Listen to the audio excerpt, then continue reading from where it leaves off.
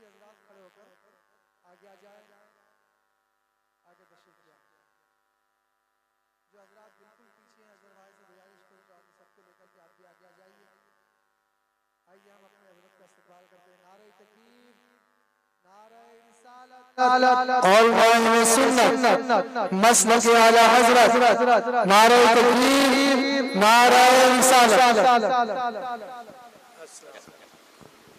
तशरीफ रखिए। तो हजरात मोहतरम हमारे इलाके ही से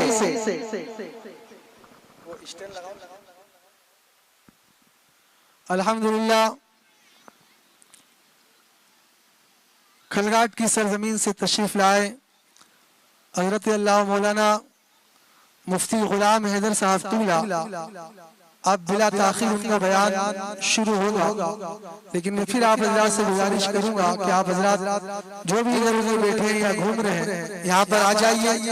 यकीनन हजरत का खिताब एक शानदार खिताब होता है और खलगाट ही के रहने वाले हैं, हमारे इलाके ही के हैं अल्हम्दुलिल्लाह, और बेहतरीन खतीब हैं, शानदार खिताब होता है। आप हजरात समाअत करने के लिए तैयार हो जाए। अब मैं हजरत को दावत सुखन दूंगा कि हजरत माइक पर तशरीफ लाए और अपने बयान से हम सामईन के क़ुलूब को मुनव्वर मुजल्ला फरमाएं। आइए हम आप नारे तकबीर, नारे रिसालत बुलंद करते हैं, हजरत का इस्तकबाल करते हैं। नारे तकबीर, जरा बुलंद आवाज से। इसकी आवाज को क्या हो गया? आप हजरात जरा जरा जोरदार नारा लगाइए, नारे तकबीर, अच्छी आवाज के साथ और बुलंद आवाज के साथ। नारे तकबीर, नारे रिसालत और नारे सुन्नत मसलक आला हजरत। नारे तकबीर, नारे रिसालत।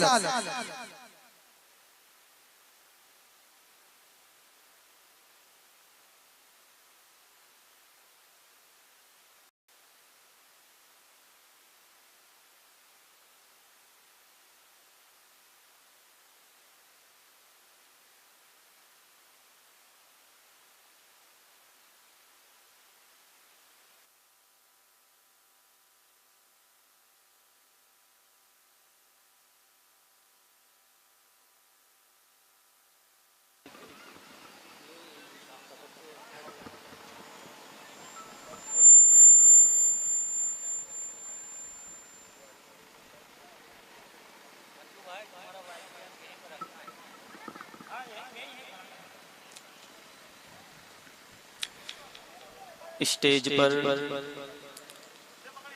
जलवाबार उलमाए किराम, हजरत अल्लामा मौलाना महमूद अशरफी साहब क़िबला, हजरत हाफिज़ क़ारी असलम नूरी साहब क़िबला और अज़ीज़े गिरामी मुफ्ती फैज़ान रज़ा साहब क़िबला सल्लमहुल मन्नान, अज़ीज़ाने गिरामी सुन्नी दावत इस्लामी के इस सुन्नी इज्तिमा में आई हुई हमारी सुन्नी आवाम, पर्दा नशीन हमारी माएँ और बहनें, अज़ीज़ बच्चों, अस्सलामु अलैकुम व रहमतुल्लाहि ताला व बरकातुहू। अल्हम्दुलिल्लाहि रब्बिल आलमीन वस्सलातु वस्सलामु अला सय्यिदिल अंबियाइ वल मुरसलीन व अला आलिहि व अस्हाबिहि अजमईन। अम्मा बाद फ़अऊज़ु बिल्लाहि मिनश शैतानिर रजीम। बिस्मिल्लाहिर रहमानिर रहीम। या अय्युहल्लज़ीना आमनू क़ू अन्फुसकुम व अहलीकुम नारा। सदक़ल्लाहुल मौलानल अज़ीम व सदक़ रसूलुहुन नबियुल अमीनुल मतीनुल मुबीनुल करीम। व नहनु अला ज़ालिका लमिनश शाहिदीन वश्शाकिरीन वल्हम्दुलिल्लाहि रब्बिल आलमीन। गौसे आज़म बमने बेसरो सामा मददे क़िबले दी मददे काबे ईमा मददे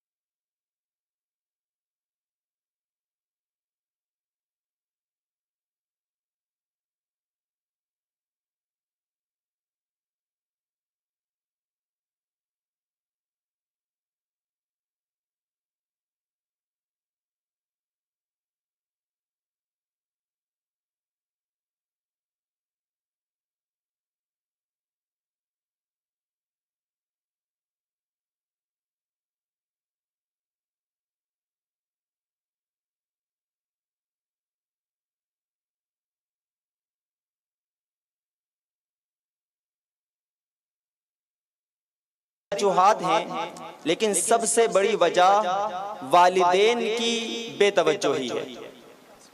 जी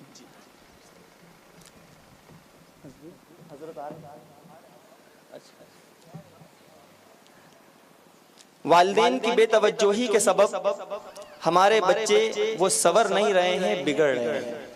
आज देखिए आप, हमारे बच्चे शराबी बन रहे हैं, जुआरी बन रहे हैं, नशई बन रहे हैं, बेनमाजी बन रहे हैं, बेअदब बन रहे हैं। वजह क्या है? हमारी तरबियत में कमी है।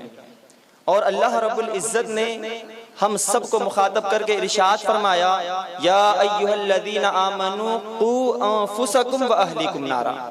ए ईमान वालो, तुम अपने आप को और अपने घर वालों को यानी अपनी औलाद को जहन्नम की आग से बचाओ। अल्लाह ताला ने हमें रिस्पॉन्सिबिलिटी दे दी, अल्लाह ताला ने हमें जिम्मेदारी दे दी कि तुम्हारे घर वाले, तुम्हारी औलाद, इनकी जिम्मेदारी तुम पर है, इनकी सही तरबियत की जिम्मेदारी तुम पर है, तुम इनकी सही तरबियत करो। लेकिन आज हम उनकी तरबियत पर तवज्जो नहीं देते। तरबियत पर तवज्जो कैसे देंगे? खुद हम तरबियत याफ्ता नहीं है, हम उलमा की सोहबत इख्तियार नहीं करते, उलमा की मजालिस में जाकर नहीं बैठते, उलमा से अकायद नहीं सीखते, आमाल की इस्लाह नहीं करते, तो जब हमारे अंदर बेहतरी नहीं आएगी तो हमारी औलाद में बेहतरी कैसे आएगी? इसलिए सबसे पहले हम सबको अपने आप को संवारने की जरूरत है। और फिर मुसलमान हमें चाहिए कि हम अपने बच्चों को जिम्मेदार बनाएं, इब्तिदा ही से उन पर थोड़ी थोड़ी जिम्मेदारियां डालें। तमाम बच्चे बैठ जाएं, से ये सब आ रहे हैं, आप लोग बैठे, इंशाअल्लाह वो यहाँ पहुंच जाएंगे और आपको ज़ियारत करना है। अपने बच्चों को जिम्मेदार बनाइए और उनका निकाह वो जल्द से जल्द कीजिए। आज मुझे जो उन्वान दिया गया कि निकाह की मजलिस है, तो निकाह पर कुछ देर बोल दिया जाए। तो देखिए, हमारे बच्चों का निकाह हमें जल्दी करना है, वक्त पर करना है। क्यों? क्योंकि निकाह जब उनका वक्त पर हो जाएगा तो उनका एहसास जिम्मेदारी बेदार होगा, उनके अंदर जिम्मेदारी का शऊर आएगा। और नबी करीम सल्लल्लाहु तआला अलैहि वसल्लम ने इरशाद फरमाया, बेहतरीन निकाह वो है जो कम खर्च में किया जाता है। मतलब ये है कि निकाह को आसान बनाओ। लेकिन अल्लाह अकबर मुसलमानों, आज हमने पूरा मामला बरअक्स किया हुआ है। निकाह को आसान करना था, जिना को मुश्किल करना था, लेकिन मामला क्या है, हमने इस पुरफितन दौर में जिना को आसान कर दिया और निकाह को मुश्किल बना दिया है। सुभान अल्लाह। नारे तकबीर, नारे रिसालत, नारे हैदरी। देखो देखो कौन आया, देखो देखो कौन आया। नारे तकबीर, नारे रिसालत, सैयद अमीनुल कादिर साहब किबला। नारे हैदरी, नारे हैदरी, नारे तकबीर, नारे रिसालत, नारे तकबीर, नारे रिसालत। मुस्तफा का हर सफर, गली गली नगर नगर, नारे हैदरी। देखो देखो कौन आया, इश्क मोहब्बत, इश्क मोहब्बत, बस्ती बस्ती करिया करिया। सुभान अल्लाह। तशरीफ रखें, बड़े अच्छे लोग हैं माशाअल्लाह, अपनी अपनी जगह पे।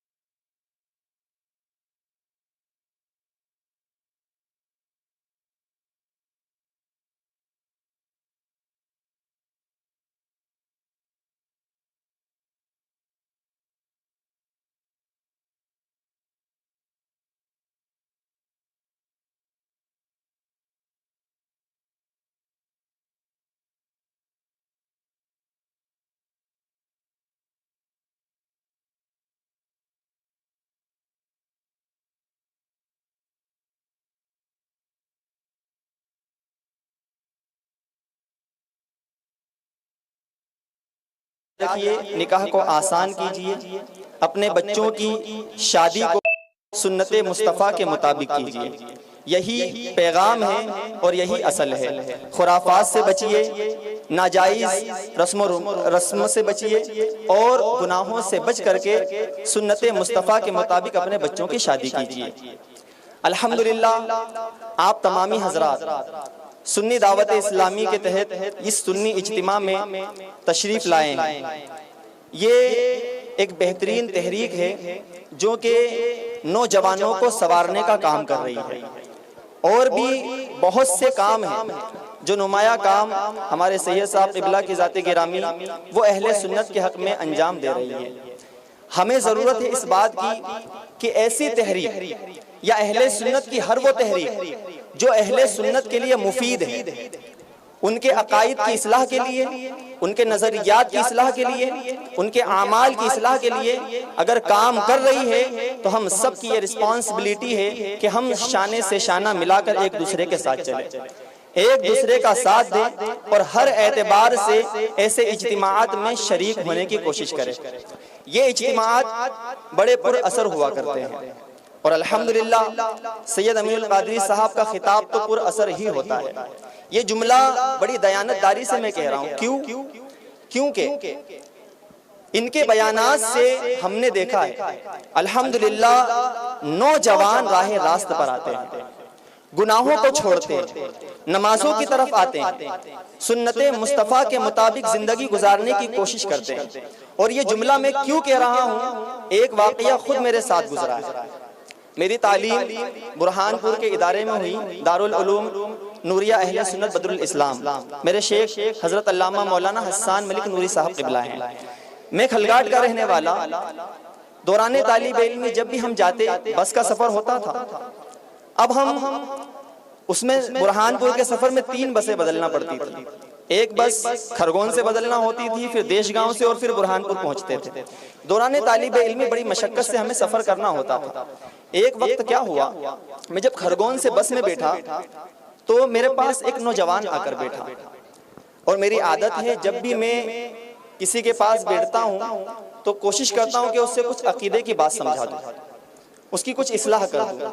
लेकिन वो बंदा जब मुझे नजर आया, मैंने उससे मुलाकात की, उससे बातचीत की। अब बातचीत शुरू हुई तो उसका हुलिया भी बड़ा अच्छा था, सर पे अमामा सजा हुआ था, दाढ़ी मुकम्मल तो नहीं थी, थोड़ी थोड़ी थी। अब बातचीत होने लगी। वो खरगोन से उधर इंटर में किसी देहात का रहने वाला था। उसने अपने गांव का नाम भी बताया था लेकिन मैं भूल गया।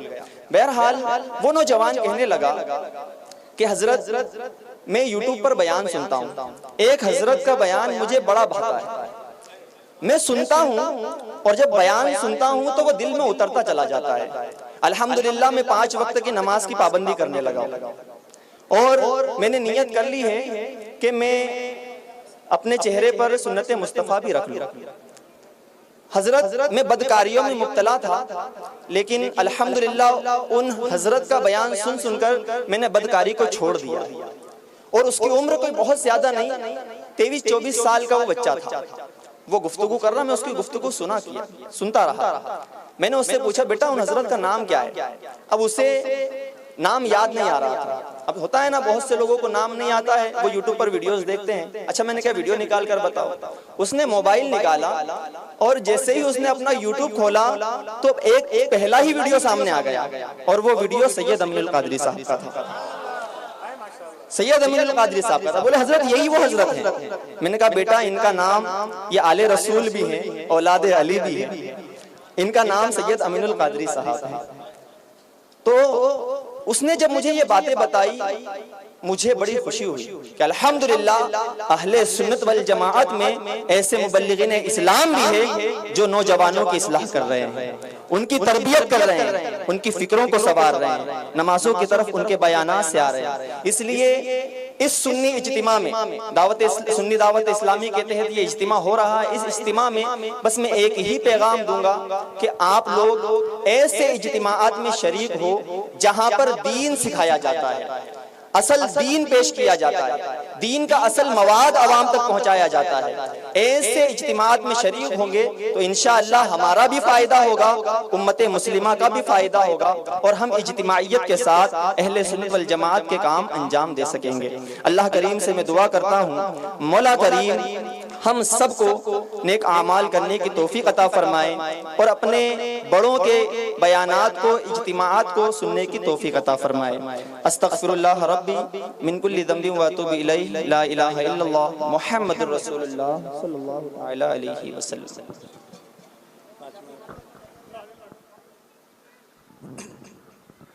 अस्सलामु अलैकुम वरहमतुल्लाहि ताला वबरकातुहू।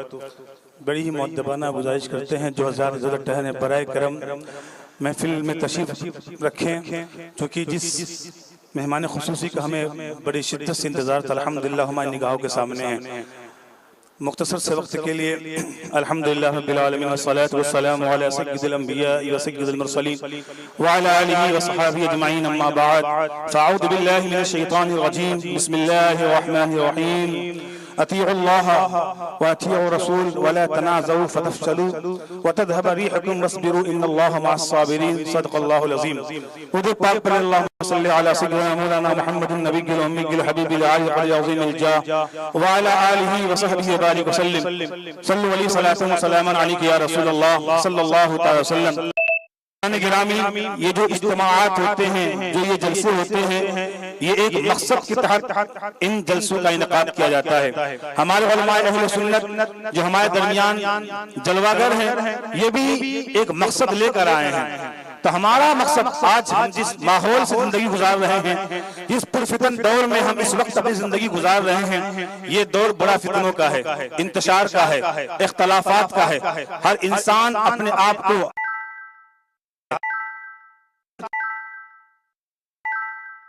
याद रखना है।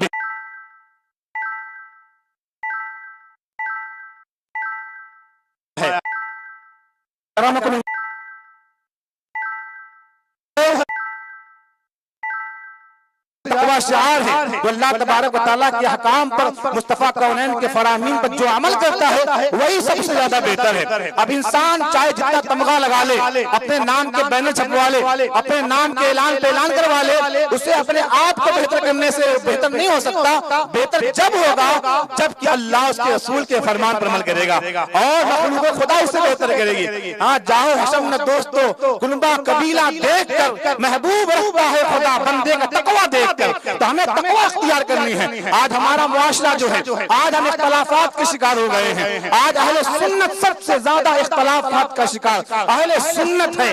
याद रखना, अगर आप मुत्तहिद थे तो आपका ईमान वगैरह, आए जमात अहले सुन्नत के शाहराहों पर गामजन थी, आज हम मुंतशिर हो गए, अहले सुन्नत में इख्तलाफात हो गए। आज हम छोटे छोटे जलसे कर कर इख्तलाफात के शिकार हो गए। लेकिन हमारे प्यारे उलमा फरमाते, मुत्तहिद हो तो बदल डालो जमाने का निजाम, मुत्तहिद हो तो बदल डालो जमाने का निजाम।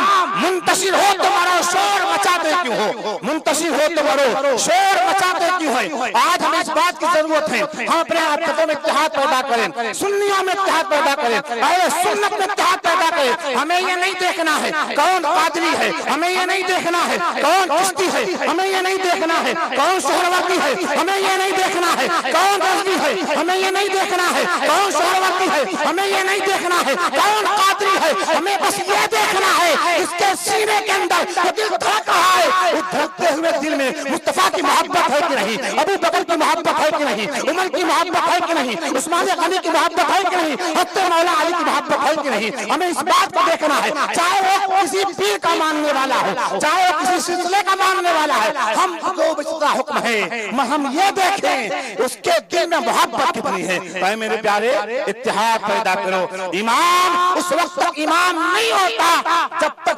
पीछे मुक्तदियों की सफे ना हो। जब तक पीछे मुक्तदियों की सफेद ना हो। तो इमाम बनने के लिए मुक्तदी का होना जरूरी है। और मुक्तदी कब मुक्तदी बनता, जब उसके पीछे से आगे कोई इमाम हो। इसलिए अपना इमाम मुस्तफा जान रहमत को बनाओ, अपना इमाम अबू बकर सिद्दीक को बनाओ। और चाहे जहां जलसा हो, सुन्नियत का जलसा हो, अहले सुन्नत का प्रोग्राम हो, तो मेरे प्यारे इत्तेफाक के साथ आओ। हाँ, सुन्नियत पे काम करो, अपने बीच में इंतशार पैदा ना करो, अपने सफों में इत्तेहाद पैदा करो। इसलिए कि बंदा तन्हा नमाज पढ़ता है तो एक नमाज का सवाब मिलता है, वही बंदा अगर जमात के साथ नमाज पढ़ता है तो 27 गुना ज्यादा सवाब पाता है। तो पता क्या चला, सफों में इत्तेहाद में हुजूर हाफिज मिल्लत का फरमान है, आप फरमाते इत्तेहाद जिंदगी है, इख्तिलाफ मौत है। अगर जिंदगी चाहते हो तो अहले सुन्नत के जियालो अपने सफों में इत्तेहाद पैदा करो। कहते मुत्तहिद हो तो बन सकते हो खुर्शीद मुबीन, मुत्तहिद हो तो बन सकते हो खुर्शीद मुबीन, वरना इन बिखरे हुए तारों से कोई काम नहीं। तो आप मुत्तहिद अपने अंदर इत्तेहाद पैदा करो। ऐसे के जाले मुसलमानों इत्तेहाद पैदा करो, चाहे वो किसी भी तहरीक का मानने वाला हो, किसी भी पीर का मानने वाला हो। अगर सुन्नी है तो वो अपना है। उलमा ने फरमाया, एक होता है अकायदे अहले सुन्नत, एक होता है मसाइल अहले सुन्नत, एक होता है मामाते अहले सुन्नत। अगर अकायदे अहले सुन्नत में इख्तिलाफ है, हमारा अकीदा ये है कि नबी आखिरी नबी है, हमारे आका आखिरी नबी है। अगर अकीदा में इख्तिलाफ हो तो चाहे मेरा बाप भी क्यों ना हो, हमें उससे इत्तेहाद की जरूरत नहीं है। अगर अकीदा में इख्तिलाफ हो, चाहे फरमाते हैं नबी से जो हो बेगाना उसे दिल से जुदा कर दो, नबी से जो हो बेगाना उसे दिल से जुदा कर दो, पिदर मादर बिरादर जान और दिल उन पर फना कर दो। अगर अकीदे में इख्तिलाफ हो तो हमें उससे इत्तेहाद की जरूरत नहीं है। लेकिन अगर मसाइल में इख्तिलाफ हो तो चाहे इमाम आजम का मानने वाला हो, इमाम मालिक का मानने वाला हो, इमाम शाफई का मानने वाला हो, इमाम अहमद बिन हंबल का मानने वाला हो, अगर मसाइल में इख्तिलाफ है तो हमारा अपना है, वो हमारा अपना है। तो मसाइल के इख्तिलाफ की बुनियाद पर आप उसे अपने दिल से जुदा ना करें। और एक होता है मामूलाते अहले सुन्नत। मामूलाते अहले सुन्नत ये है, दूध पाक पढ़ना, मुस्तफा जा रहमत की बारगाह में सलातो सलाम पढ़ना, अजान से पहले दूध पाक पढ़ना, तकबीर से पहले दूध पाक पढ़ना,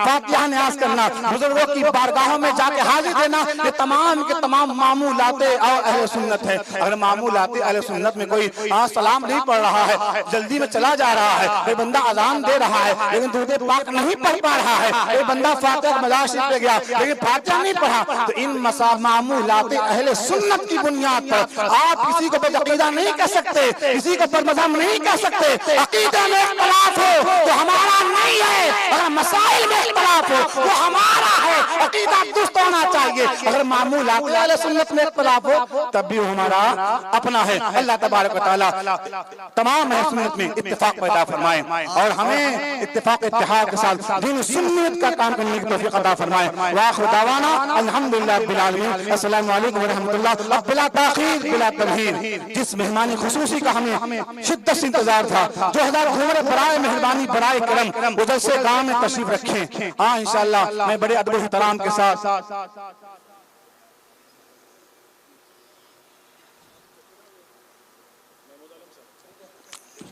मैं महमूद आलम साहब से गुजारिश करूंगा वो तशरीफ लाएं और सैयद साहब को अपने अच्छे लबो लहजे अंदाज में दावत सुखन पेश करें। अस्सलामु अलैकुम व रहमतुल्लाहि ताला व बरकातहू। अल्हम्दुलिल्लाह मुफ्ती कासिम साहब के बयान से आप बिल्कुल मुस्तफीज़ हुए हैं। अब जिस जात की खिताब सुनने के लिए आप यहाँ तशरीफ़ लाए हैं और बड़ी बेसब्री के साथ जिस जात का इंतज़ार था वो आपकी निगाहों के सामने जलवाबार है। अपने माथे की आँखों से आप उनकी खूब ज़ियारत कर रहे हैं। अल्हम्दुलिल्लाह। सैयद अमीनुल क़ादरी साहब वो नाम है जो मोहताज तारुफ नहीं, हाँ ले आओ ना वो सब ले आओ ना, मोहताज तारुफ नहीं, बर्रे सगीर में जहां पर भी उर्दू पढ़ा जाता है या समझा जाता है वहां पर सैयद अमीनुल कादरी साहब का खिताब सुना जाता है। और लाखों नौजवान, जैसे कभी मुफ्ती साहब ने अभी फरमाया है एक वाकया कि लाखों नौजवान ऐसे हैं जो गुनाहों के दलदल में, गुनाहों के समंदर में डूब कर अपनी जिंदगी गुजार रहे थे। सैयद अमीनुल कादरी साहब के बयान से वो बुराई के रास्ते से दूर होकर के नमाजी बन गए, चेहरे पर दाढ़ी रख लिया, सर पर अमामा सजा लिया। अल्हम्दुलिल्लाह बहुत सारे सिंधवा के नौजवान भी ऐसे हैं जो सैयद साहब के बयान से अल्हम्दुलिल्लाह नमाजी बने हैं, वो अपने वालिदैन के एहतराम करने वाले बने हैं। अल्हम्दुलिल्लाह एक ऐसी जात है हिंदुस्तान में, बड़े बड़े खतीब पैदा हुए। हिंदुस्तान ने अहले सुन्नत को नायाब लालो गौहर अता किए हैं। इसी हिंदुस्तान की सरजमीन पर अहले सुन्नत के इमाम अहमद रजा खान अली रहमत व रहमान जलवागर हुए। इस हिंदुस्तान की सरजमीन पर लाखों मुकर्रिरीन और खतीब पैदा हुए, मगर किसी की शोहरत एक साल तक के रही, 5 साल तक के रही, 10 साल तक के रही। अल्हम्दुलिल्लाह 15-20 साल से मुसलसल सैयद अमीनुल कादरी साहब का खिताब सुना जाता है और हर बार ऐसा लगता है कि ये नया खिताब, हर बार बड़ी उमंग के साथ, दिलचस्पी के साथ हजरत का खिताब सुना जाता है। अल्हम्दुलिल्लाह ये आले रसूल, ये आले रसूल है। जैसा आप इनके चेहरे की जियारत से जो फैज़याब हो रहे, देख रहे, अल्हम्दुलिल्लाह। छोटा सा प्रोग्राम, चूंकि जल्दीबाजी में है, छोटा सा प्रोग्राम इस्तकबालिया प्रोग्राम के लिए मैं दावत दूंगा। हाफिज परवेज साहब के वालिद महबूब भाई टेलर आप तशरीफ लाइए और इन्हीं की जानिब से ये प्रोग्राम मुनक्किद किया गया है। तो आप हुजूर सैयद अमीनुल कादरी साहब का इस्तकबाल फूल हार से करिए। आप ऊपर तशरीफ ले आइए, ऊपर तशरीफ ले आइए। दूल्हे के खानू अब्दुल रज़ाक साहब से गुजारिश है कि आप भी ऊपर तशरीफ ले आइए, आप भी हजरत का इस्तकबाल कीजिए और दीगर उलमाए किराम मुफ्ती कासिम साहब और हमारे मुफ्ती साहब खलगाट से तशरीफ लाएं और जितने भी उलमाए किराम स्टेज पर तशरीफ फरमा है सबका इस्तकबाल कीजिए। अल्हम्दुलिल्लाह उसके बाद बेहतरीन तकरीर, बेहतरीन खिताब सुनने को मिलेगा जिससे आप अपने जिंदगी और अपने अमल की इस्लाह कर सकते हैं। सुभान अल्लाह, सुभान अल्लाह। और किसी का है? मोहसिन नूरी साहब, जनाब मोहसिन नूरी साहब से गुजारिश करूंगा कि मुफ्ती कासिम मिसबाही साहब का इस्तकबाल करें फूल हार से। अल्हम्दुलिल्लाह। और सिकंदर मुफ्ती साहब, जनाब सिकंदर भाई कादरी से मैं गुजारिश करूंगा कि मुफ्ती साहब का इस्तकबाल करें एक बेहतरीन खिताब सुनने के लिए।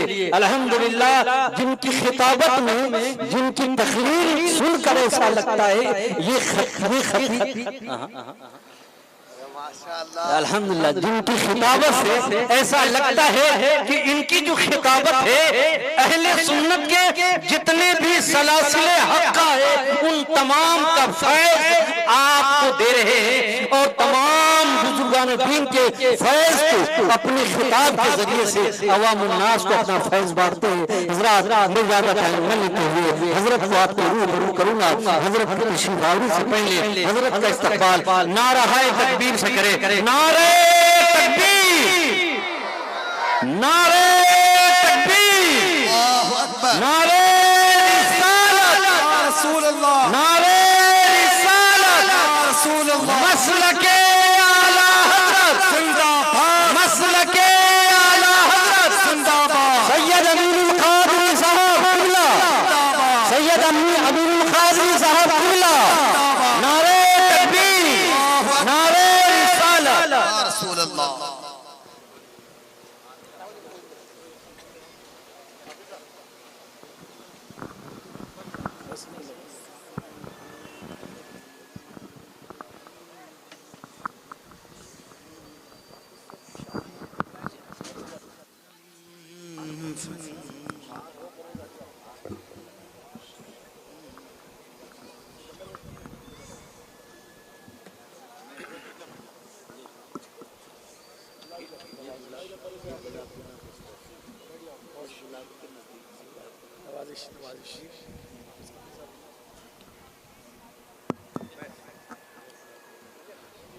अस्सलामु अलैकुम व रहमतुल्लाहि व बरकातुहू।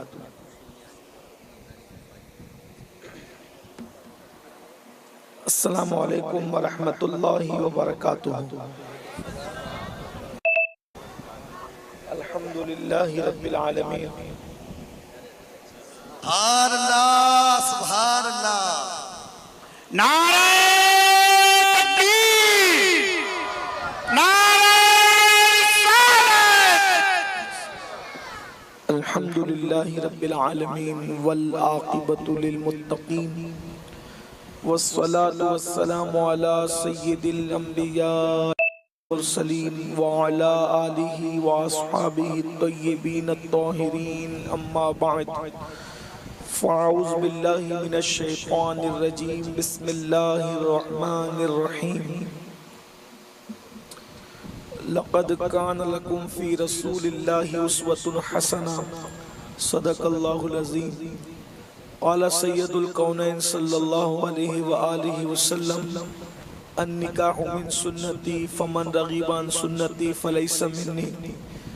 सदक़ रसूलुल्लाहि सल्लल्लाहु अलैहि व आलिहि वसल्लम। गौसे आज़म बमने बेसरो सामा।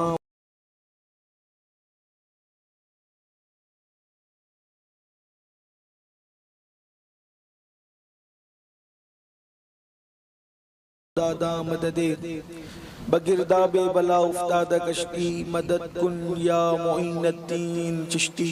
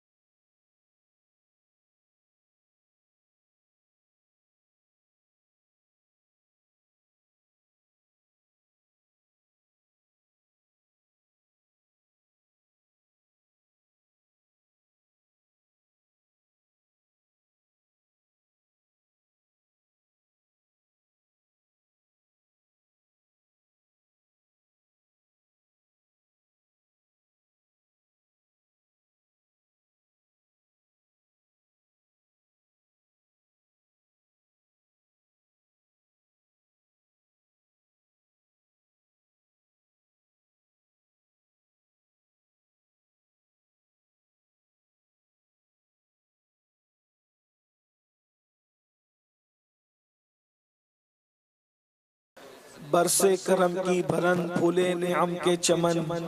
ऐसी चला दो हवा तुम पे करोड़ों दुरूद। एक तरफ अदाएं दी एक तरफ है हासिदी। बंदा है तन्हा शाह तुम पे करोड़ों दुरूद। आस है कोई न पास एक तुम्हारी है आस। बस तुम ही हो आसरा तुम पे करोड़ों दुरूद। दिल करो ठंडा मेरा वो कफे पा चांद साहब। सीने पे रख दो जरा तुम पे करोड़ों दुरूद। काम वो ले लीजिए तुमको जो राजी करे। ठीक हो नामे रजा तुम पे करोड़ों दुरूद। आज की महफिल हाफिज परवेज साहब के निकाह और शादी की खुशी में इनेकाद पजीर है।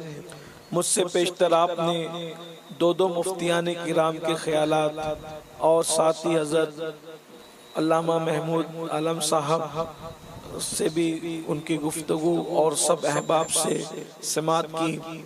हज़रत मौलाना साबिर साहब भी और दीगर उलमाए किराम अइम्माए किराम बड़ी तादाद में सब यहाँ मौजूद हैं। सबके नाम लेंगे तो वक्त जाएगा। आज की ये महफिल रात में होनी थी, लेकिन चूँकि सुन्नी दावत इस्लामी के इज्तिमा जो मुंबई में है उसकी मसरूफियत की वजह से मुझे कोई और हुक्म था, इसलिए ये महफिल रात की बजाय दिन को हो गई। और मुझे बुरहानपुर के लिए निकलना है, मगरिब से पहले वहाँ पहुँचना है। वहाँ भी परमिशन का मामला है, इसलिए वो कोई तवील गुफ्तगू नहीं करेंगे। बहुत मुख्तसर निकाह की खुशी में, शादी की खुशी में ये महफिल है।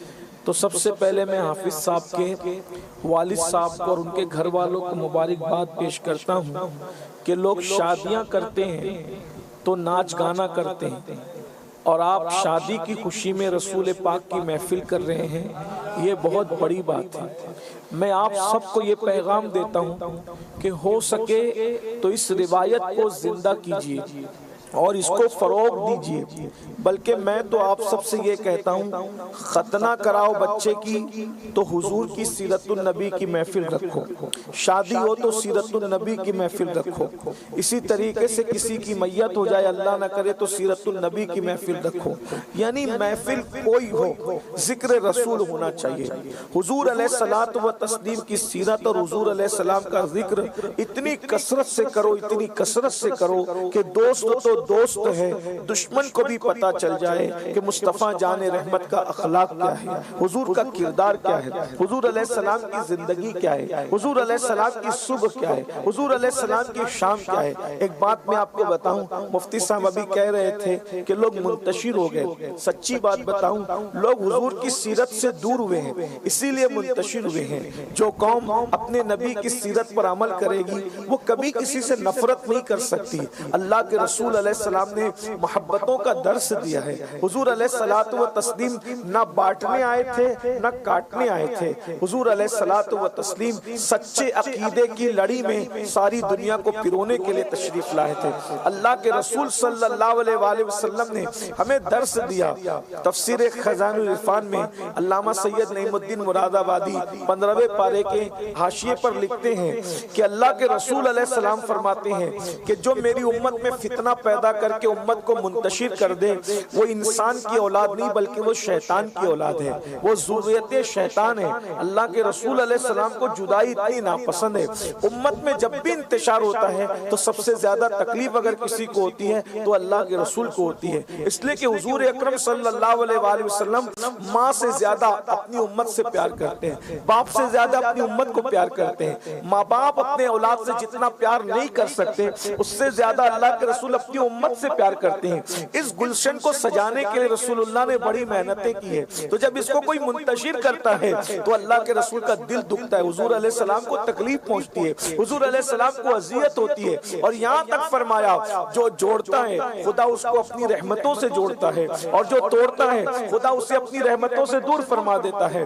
लेकिन जुड़े वही लोग जो एक दूसरे के हम अकीदा हो, ईमान वाले हो, इश्क रसूल वाले हो। वरना अगर ईमान और अकीदा नहीं तो हमारा साफ ऐलान है, दुश्मन अहमद पे शिद्दत कीजिए, मुल्हिदों की क्या मुरम्मत कीजिए, गैज़ में जल जाए बेदीनों के दिल, या रसूल अल्लाह की कसरत कीजिए। शिर्क ठहरे जिसमें ताज़ीम हबीब, उस बुरे मजहब पे लानत कीजिए चर्चा उन्हीं का सुबह शाम, जाने काफिर पर क़यामत कीजिए। तो मेरे आका सल्लल्लाहु अलैहि वसल्लम के दीवानों, आज ये वक्त वो वक्त नहीं आया कि मुसलमान मुसलमान से जुड़े, मोमिन मोमिन से जुड़े, आशिक़े रसूल से जुड़े। जबकि हालात ये हैं कि कौम जो है रोटी के टुकड़े टुकड़े को तरस रही है, कौम की बच्चियां इर्तिदाद के फितने तक पहुंच रही है, कौम की बच्चियां दूसरों का हाथ पकड़ करके जा रही है। क्या हम बैठ करके गौर नहीं कर सकते? अल्लाह अकबर। अंदाजा फरमाए, अगर हम इसी तरह फिरौनियत में मुब्तला रहेंगे तो तुम्हारी दास्तां भी न होगी दास्तानों में। अल्लाह के बंदो, आओ अब हुजूर की उम्मत के लिए कुछ सोचो, कुछ प्लान करो, कुछ गौर करो। मुफ्ती साहब ने एक तरफ इशारा किया कि लोग जो वो सिलसिलों की वजह से बटे हुए हैं, सिलसिलों के अलावा लोग बिरादरियों की वजह से ही बटे हुए हैं। बिरादरियों का हाल ये, वो पठान है, वो मुगल है, वो अंसारी है, और वो रंगरेज है, और वो शीशगर है, और वो जो है मनियार है, वो फलाएं वो फलाएं। मैं कहता हूँ अल्लाह के रसूल अलैहि सलाम ने फरमाया, कुल्लुकुम मिन आदम व आदम मिन तुराब, तुम सब आदम से हो और अल्लाह ने आदम को मिट्टी से पैदा किया है। आप आज हालात ये हैं, बच्चियों के भागने के पीछे एक रीजन ये भी है कि हर आदमी सोचता है कि मैं अपनी बिरादरी में रिश्ता करूं। दो चीजों का भूत सवार है लोगों को कि मैं अपनी बिरादरी में रिश्ता करूं और दूसरा मैं रिश्ता करूं तो मालदार से करूं। एक बात अच्छी तरह याद रखना, बिरादरी का एतबार कितना है। कुल्लुकुम मिन आदम व आदम मिन तुराब, दो माना इसके निकल सकते हैं, माना तो कहीं निकल सकते हैं, इसलिए कि हुजूर की गुफ्तगू है, वो सुखन है जिसमें सुखन न हो, वो बयां है जिसका बयां नहीं। लेकिन इसकी दो बातें मैं आपके सामने रखता हूं। नंबर एक कि तुम सब आदम से हो और आदम को मिट्टी से पैदा किया, यानी नसब पे घमंड करने वालों घमंड नहीं करना, हमने तुम्हें मिट्टी से पैदा किया है। जो मिट्टी से पैदा हो उसको घमंड करने का हक क्या है? जो मिट्टी से पैदा हो उसको तकब्बुर करने का हक क्या है?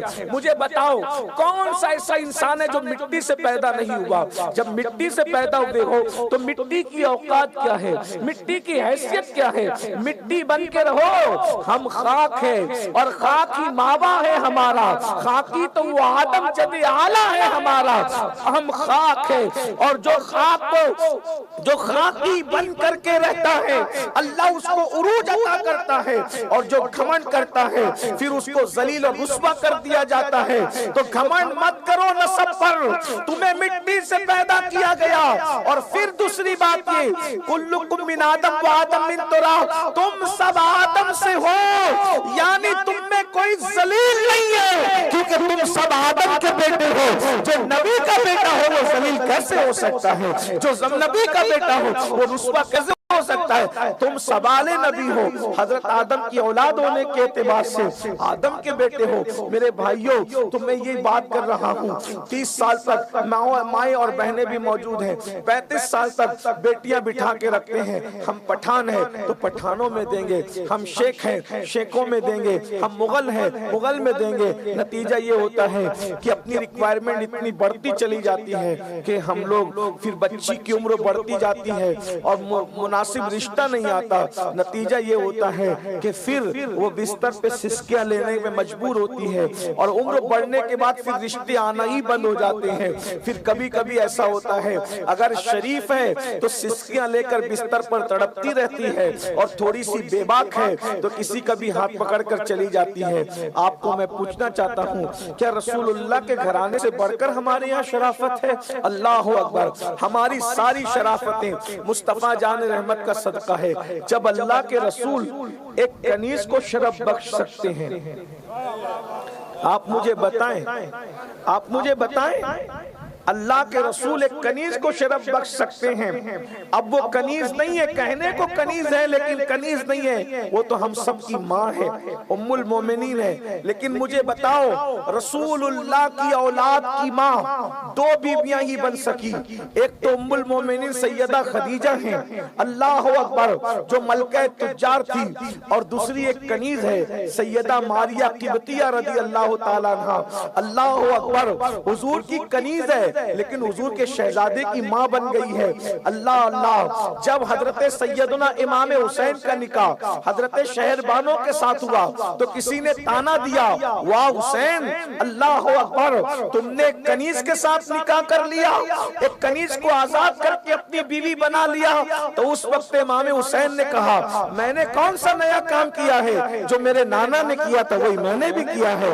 नाना ने जब कनीज को उम्मुल मोमिनीन बना दिया, तवज्जो, नाना ने कनीज को उम्मुल मोमिनीन बनाया और नवासे ने कनीज को आजाद करके उम्मुल आइम्मा बना दिया, उम्मुल सादात बना दिया।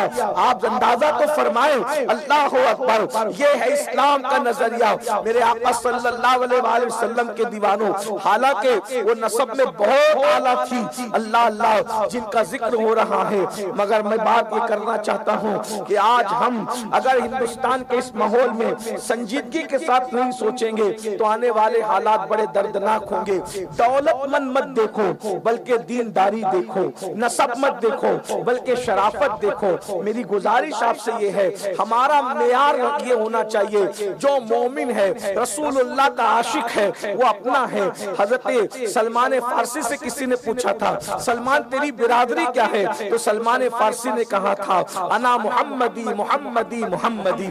अल्लाह अकबर। इसीलिए हजरत सलमान फारसी कहते हैं, मेरा नसब पूछते हो, मैं मोहम्मदी हूँ, मैं मोहम्मदी हूँ। अल्लामा जामी ने इसीलिए कहा था, बंदे इश्क शुदी तर्क नसब कुन जामी के दराई इब्ने फुला इब्ने फुला इब्ने फुला चीजें नीज। कहते हैं कि इसकी उसकी औलाद कहलाने का कोई मतलब नहीं है, आशिक़ रसूल बन जाना बहुत बड़ी बात है, इश्क का बंदा बन जाना बड़े एजाज की बात है। यहाँ पर मुझे एक हदीस याद आती है जिसको मैं अल्लामा अरशदुल कादिर रहमतुल्लाह अलैह की तहरीर के सहारे अपने अल्फाज के जामे में पेश करता हूँ। सहाबे किराम में एक सहाबी थे, उनका नाम जो है वो साद बताया जाता है, और भी मुख्तलिफ लोगों ने नामों में इख्तिलाफ किया है, लेकिन बहरहाल नाम जो भी हो, मगर उनका होलिया जो बयान किया गया है कि मोटे मोटे होंठ है, बड़े बड़े दांत है, हबशी नस्ल है, और वो बहुत जो वो जिस्मानी एतबार से लहीम शहीम और बड़े बहादुर इंसान है,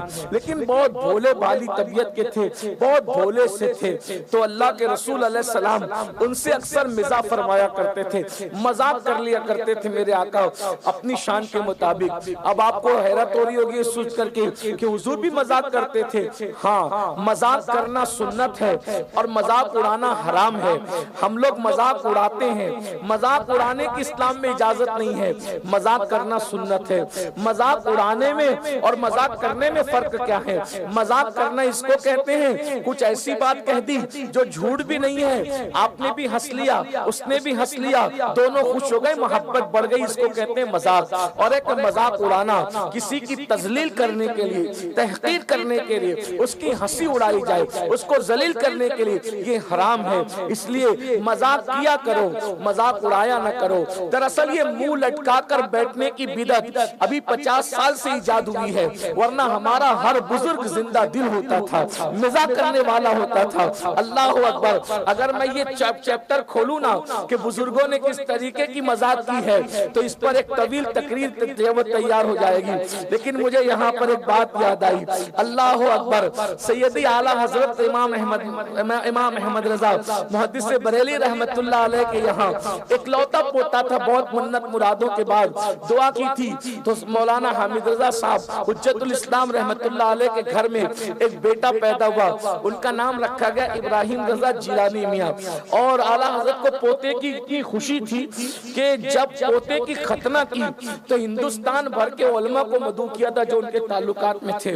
और फिर अल्लाह अकबर, जो मदरसे में तलबा पढ़ते थे उन तलबा के लिए एहतमाम ये किया था कि बंगाल के तलबा के लिए उस दिन बंगाल का बंगाली खाना बनाया था, यूपी के तलबा के लिए यूपी का खाना बनाया था, बिहार वालों के लिए बिहारी खाना बनाया था, महाराष्ट्र वालों के लिए महाराष्ट्रियन, गुजरात के तलबा के लिए गुजराती खाना।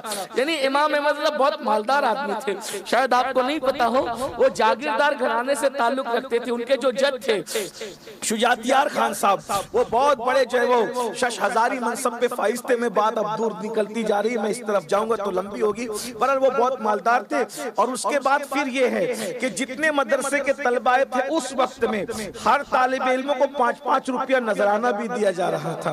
5-5 रुपया नजराना उस आज से 1 सदी पहले की बात, ये समझ लीजिए, अगर मैं मुबालगा न कर रहा हूँ तो ये समझ लीजिए कि 5 रुपया नजराना कम से कम 25,000 के मुतरादिफ तो होना चाहिए, ये कम से कम कह रहा हूँ।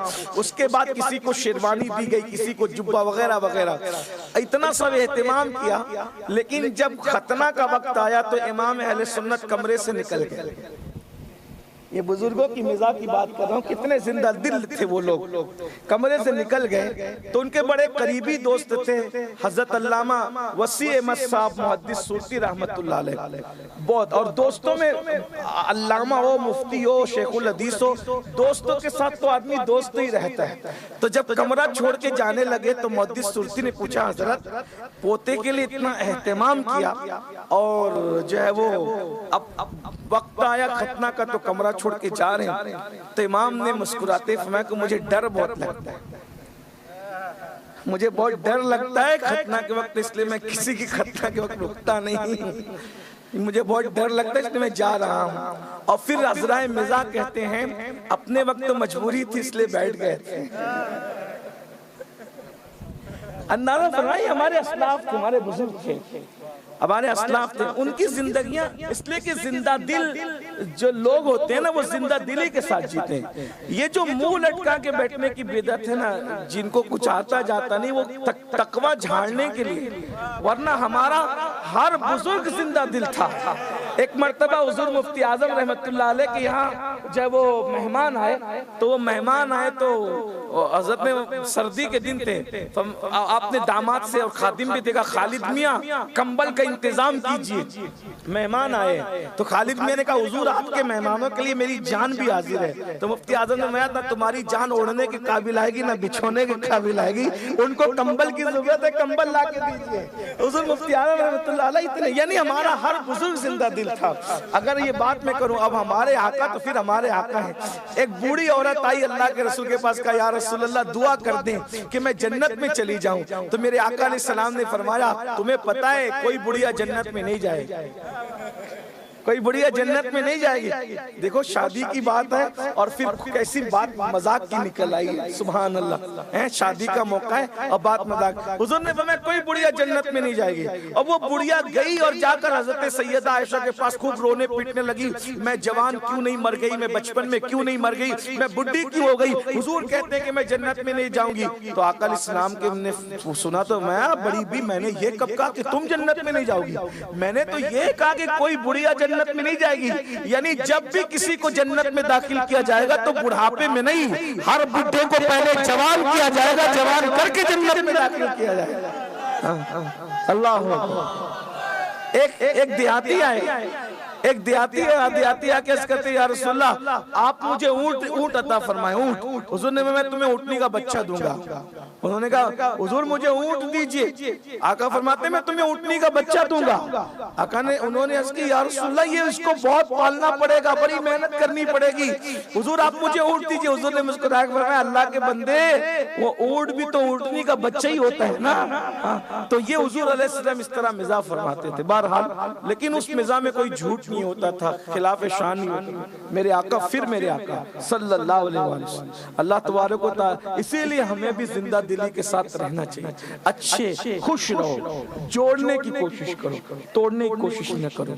और अल्लाह रसूल को जोड़ने वाले, घर में लोगों को जोड़ो, मोहल्ले में लोगों को जोड़ो, खानदान में लोगों को जोड़ो। जोड़ना अल्लाह को पसंद, और ये अहले हक की निशानी है जोड़ना। एक दिन फिरौन के पास शैतान आया और वो कहते हैं ना चोर चोर खलेरे भाई। शैतान आया, आने के बाद फिरौन से कहता है फिरौन तू खुदा बन बैठा। तो कहा ये तेरी मेहरबानी, ये तेरी मेहरबानी है। अच्छा मुझे सबने खुदा माना, तू क्या कहता है। उसने कहा मैं तो नहीं मानूंगा, मैंने तो नहीं मानना तुझे। तो कहा कि मैं करूं क्या जो तू खुदा माने। तो कहा कि मैंने दो बातें करनी है आपसे, अगर दो बातें पूरी कर दो तो खुदा मानूंगा। तो कहा क्या। कहा पहला तो ये कि ये जो सामने दरख्त है उस पे अनार लटक रहा है, इसको तोड़ के बता। फिरौन ने तो बहुत खुश हुआ, इतना बड़ा शैतान इतना आसान सवाल कर दिया मेरे खुदा मानने के लिए, तो मेरे लिए तो बहुत आसान है। उसने उठाया और झट से तोड़ दिया और कहा देखो भाई तुम्हारा एक मुतालबा तो पूरा हो गया, दूसरा कहो इसको जोड़ दे। ऐसे जोड़ नहीं, ये तो मुझसे नहीं हो सकता। पता चला बातिल तोड़ तो सकता है, जोड़ नहीं सकता।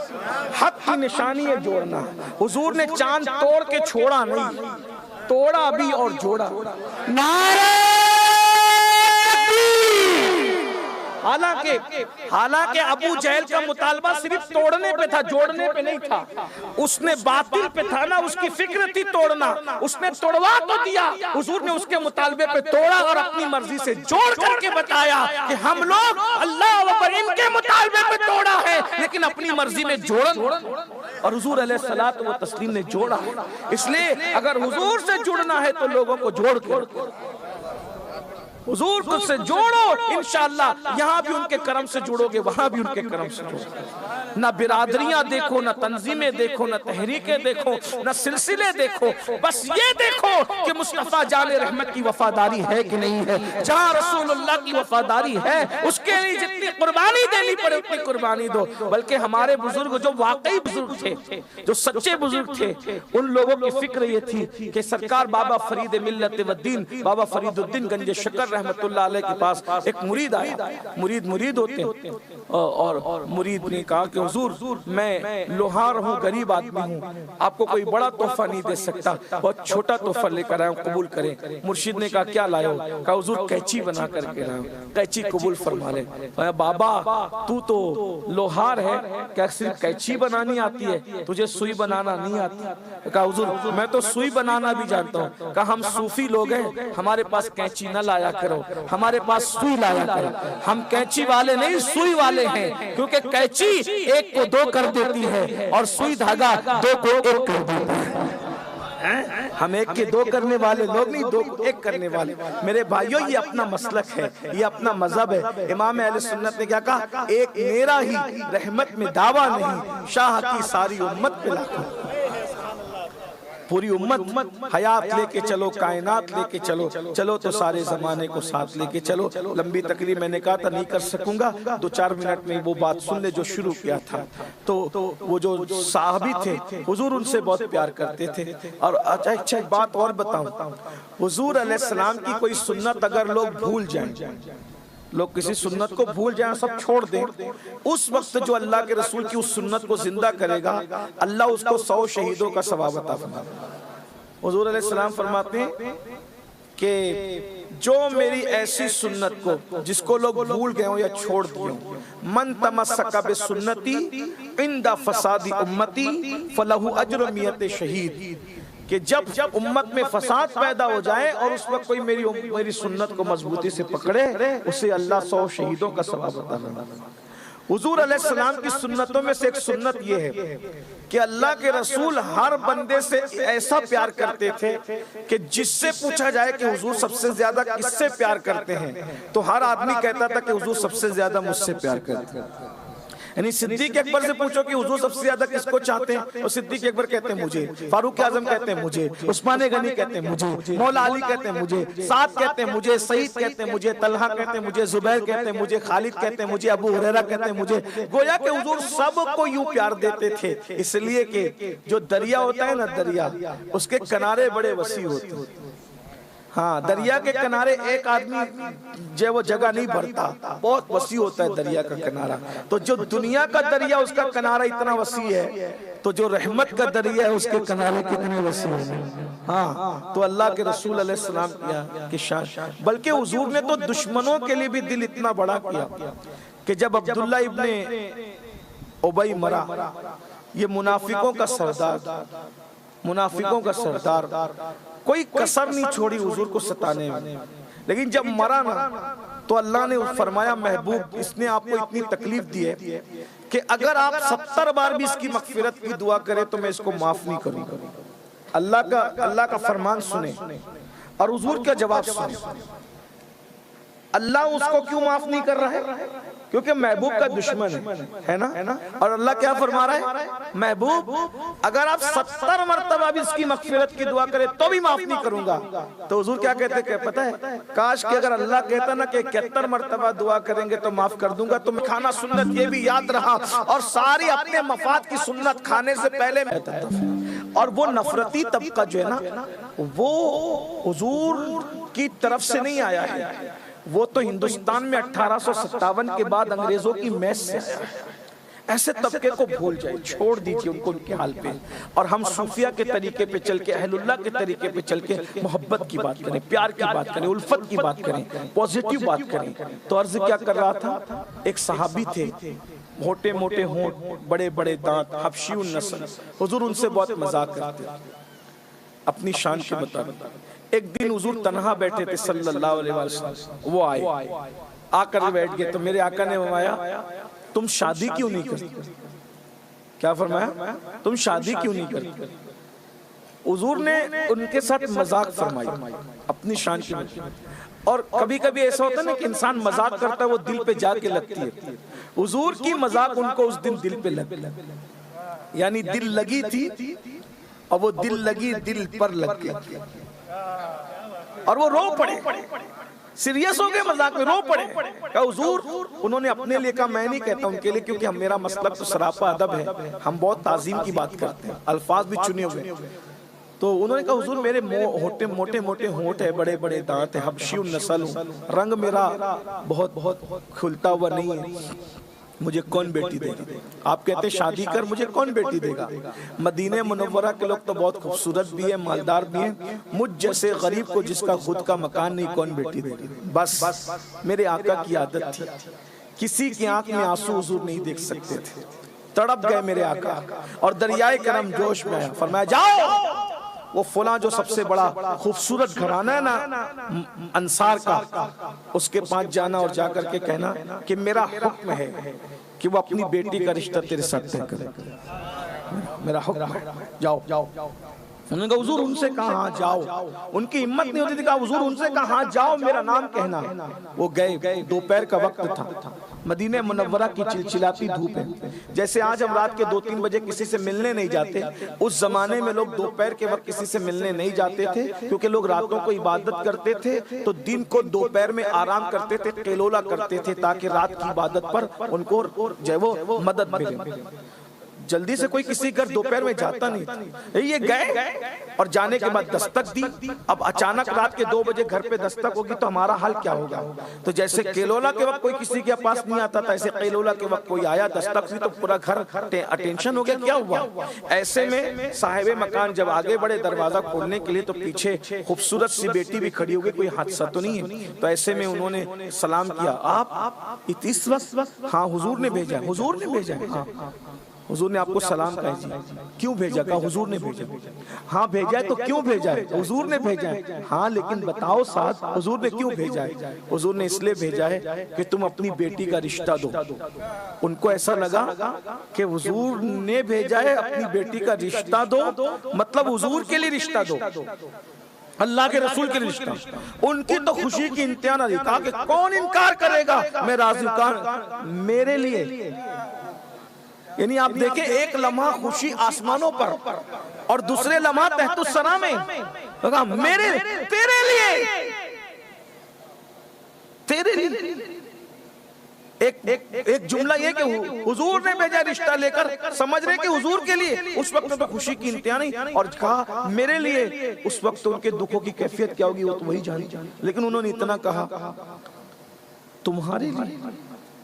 इससे पहले कि कोई जवाब देते, बेटी ने बाप का कंधा पकड़कर दबाया तो बाप ने मुड़ करके देखा, क्योंकि बाप बाप होता है, किसी भी बेटी का बाप बाप होता है। उस बाप ने सोचा इस मजबूत जिस्म, लहीन शहीन, मोटे होंठ, बड़े दांत और सियाह रंग इंसान के साथ इतनी खूबसूरत बेटी को ब्याऊंगा, नर्म नाजुक जिस्म वाली बेटी को, फूल की तरह बेटी को, उसके मुस्तकबिल का क्या? लेकिन वो बेटी थी, हमारी बेटियों की तरह वो आग की बेटी न थी, वो बेटी थी, क्योंकि उसकी तरबियत हुई थी कुरान हदीस की रोशनी। आज हमारी बेटियों का हाल बहुत बुरा है, बहुत माफी के साथ बैठी हुई है, सुन रही हो। मैं उनका खैर खाऊं, नश्तर जो लगाता है दुश्मन नहीं होती। आज की बेटियां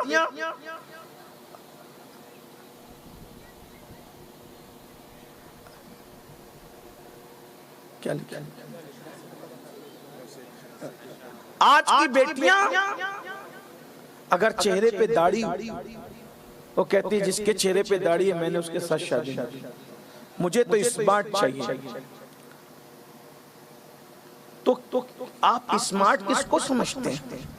खूबसूरत किसको समझते हैं? जिसके चेहरे पे दाढ़ी ना वही खूबसूरत होता है। मैं जिनके चेहरे पे दाढ़ी है उनको भी, और जिनके चेहरे पे दाढ़ी नहीं है उनको भी ये कहता हूं कि अल्लाह का वास्ता देकर आपसे पूछता हूं, बताओ दुनिया का सबसे खूबसूरत इंसान कौन है? बताओ मुझे, जवाब दो। तो हर मुसलमान का एक ही जवाब होगा कि दुनिया में तमाम अव्वलीन और आखिरीन में सबसे खूबसूरत अगर अल्लाह ने किसी को बनाया है तो वो आमिना काल मोहम्मद रसूलुल्लाह की जात है। अब मैं पूछता हूँ, अगर दाढ़ी रखना हुस्न के खिलाफ है तो जो दुनिया का सबसे खूबसूरत इंसान है उसके चेहरे पे दाढ़ी थी कि नहीं थी?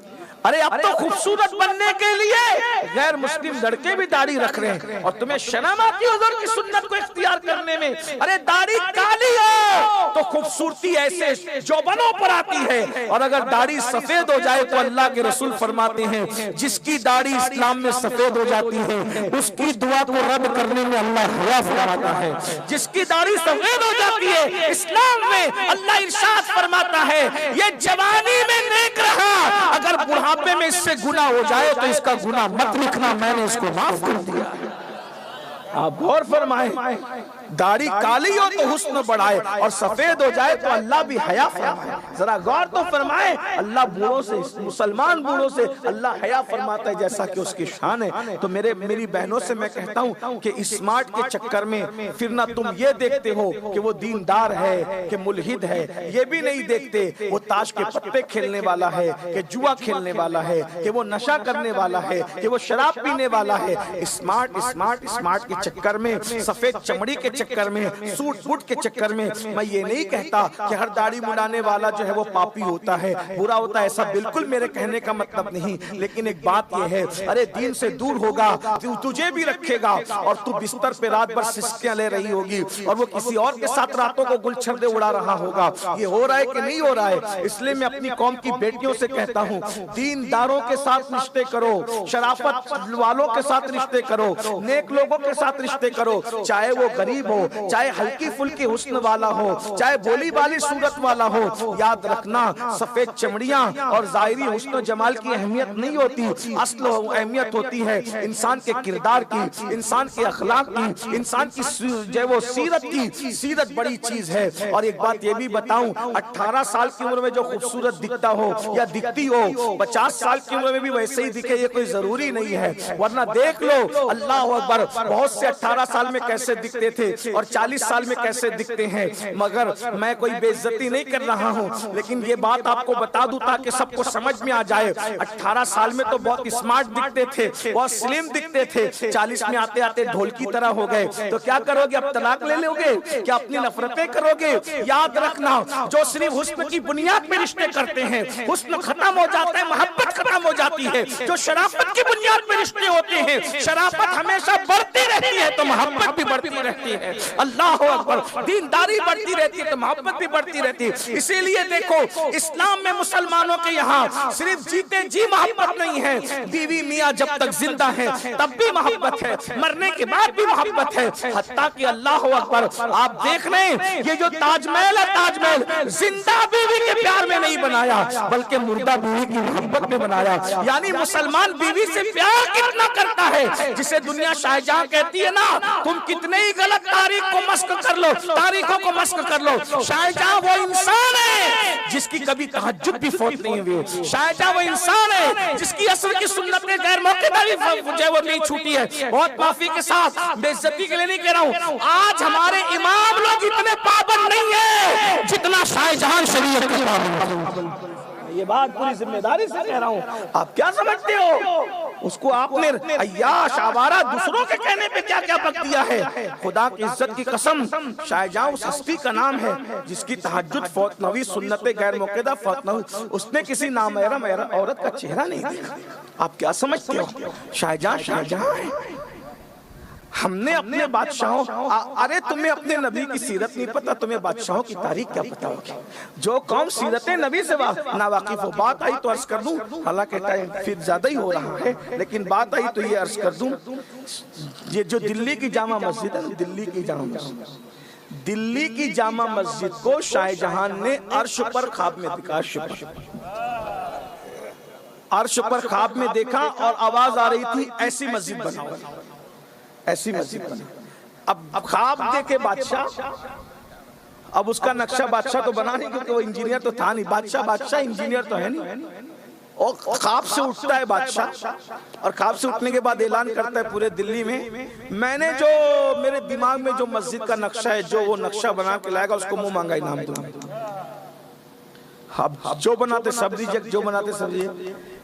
एक इंजीनियर था जो एक वली का मुरीद था, और इत्तेफाक से वो वली बाद में मजजूब हो गए। तो इंजीनियर जाके बैठता था उस फकीर के पास। वो इंजीनियर था बड़ा टेंशन में, तो वो फकीर ने पूछा अल्लाह के वली ने, क्या का टेंशन, तकलीफ क्या है? तो बादशाह को जितने नक्शे बना के दे रहे हैं सारे इंजीनियर कोई पसंद ही नहीं आ रहा है। तो वो बुजुर्ग अल्लाह के वली ने अपनी चादर उस इंजीनियर के सर पे डाल दी। सर पे चादर डाली, क्या देख रखा? एक मस्जिद नजर आ रही है मुझे बुलंदी पर। तो कहा बना नक्शा। जब नक्शा बन गया तो सर से चादर हटा ली, नक्शा लेके गए। शाहजहां कहते हैं कहां से लाए? कहा हुजूर जिल्ले लाई, माफ कर दें, लाए कहां से? लेकिन अगर वही है तो फिर आप बताएं कि यही है। कहा यही, लेकिन लाए कहां से? क्योंकि जो मैंने ख्वाब में देखा था अर्श पर ये मस्जिद है, वही नक्शा तू लाया कहां से? कहा हुजूर इस पर माफी चाहते हैं, बता नहीं सकते, ये राज है, लेकिन अगर ये है तो। कहा चलो भाई नक्शा तो आ गया, अब बुनियाद रखना है मस्जिद का। बुनियाद कौन रखेगा? का सारे हिंदुस्तान से उलमा सुलहा को बुलाओ, लेकिन कंडीशन है जिसकी कभी तहज्जुद फौत नहीं हुई वो रखेगा बुनियाद। जिसकी असर के पहले की 4 सुन्नतें गैर मौक़िदा भी तर्क नहीं वो रखेगा बुनियाद। जिसकी इशा के पहले की 4 सुन्नत तक नहीं वो रखेगा। जो बालिग होने से लेकर बुनियाद रखने तक जिसकी पहली तकबीर फौत नहीं हुई वो बुनियाद रखेगा। सारा दिल्ली जमा है, कोई नहीं रखता है। शाहजहां आगे बढ़ते हैं, लेकिन उस वक्त के उलमा भी इतने जुरतमंद थे, बाजू पकड़ लिया। का जो शर्त का ऐलान किया जब तक वो नहीं होगी पूरी ना तो बुनियाद रखने नहीं देंगे। शाहजहां की आंखों में आंसू थे कि अल्हम्दुलिल्लाह मेरे अंदर ये सारी शर्तें मौजूद हैं। ये शाहजहां आज तो थोड़ा से दौलत आती, चर्बी चढ़ती है तो जिना के अड्डे सोचते।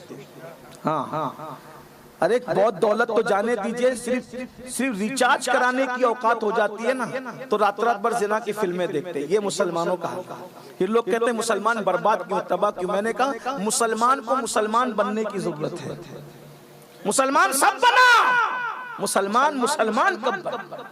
मुसलमान को मुसलमान बनने की जरूरत है। मुसलमान बनना आसान है, गोश्त खाओ, मछली खाओ, 2 रकात जुमा की पढ़ो और मुसलमान हो जाओ, ये नहीं। ये शहादत गहे उल्फत में कदम रखना है। लोग आसान समझते हैं मुसलमान होना बहुत आसान है, काफिर का मुसलमान होना बहुत मुश्किल है। मुसलमान का मुसलमान होना आसान है। ठेकेदार बने हो जन्नत के, पहले मुसलमान तो बनो। अरे मेड इन इंडिया मुसलमान बनोगे तो कुछ नहीं मिलेगा। वो मुसलमान है जैसा रसूलुल्लाह मुसलमान बनाने के लिए आए थे। जब तक वैसे मुसलमान नहीं बनोगे ना दुनिया में इज्जत मिलेगी ना आखिरत में निजात मिलेगी। खाने पीने वाले, मौज मस्ती करने वाले मुसलमान बने, नबी जैसे मुसलमान बनाने है वो मुसलमान। आज वो मुसलमानियत है हमारे अंदर। नबी ने कैसा मुसलमान बनाया, आइए उसके एक झलक। एक साहबी घर मेहमान है, उन्होंने बकरी का बच्चा ज़बह किया। बीवी से मशवरा किया, हम तो आज बकरी का गोश्त तो खा लेंगे, पड़ोसी ने बहुत दिन से नहीं खाया, तो बकरी का सर और पाए उठाकर उसको दे दो कि वो खा ले उसके फैमिली के साथ। जरा गौर कीजिए, पड़ोस में भेज दिया। यहाँ तो अच्छा खाना छुपा के माँ से छुपा के खाते हैं। हाँ, कुत्तों को बिस्तर में लेके सो रहे और माँ बाप का बिस्तर उठाकर दरवाजे के बाहर किया है। ये मुसलमान है जिसे देख के शर्माए यहूद। बिल्लियों का खाना ऑनलाइन मंगाया जाता है और माँ बाप बेचारे दवा के लिए भी तरस रहे हैं। ये मुसलमान है जिसे देख के शर्म। ये हाल है हमारी बर्बादी के लिए। कोई हुकूमत जिम्मेदार हो ना हो, ये 2 नंबर की बात है। हमारी बर्बादियों के जिम्मेदार हम खुद हैं। इन्नल्लाह ला युगय्यिरु मा बिकौमिन हत्ता युगय्यिरु मा बिअनफुसिहिम। अल्लाह किसी कौम से उस वक्त तक नेमत नहीं छीनता जब तक कि वो कौम खुद ऐसे हालात और करतूत न करे कि उससे नेमत छीनी जाए। बहरहाल तो उन्होंने पड़ोस में दे दी।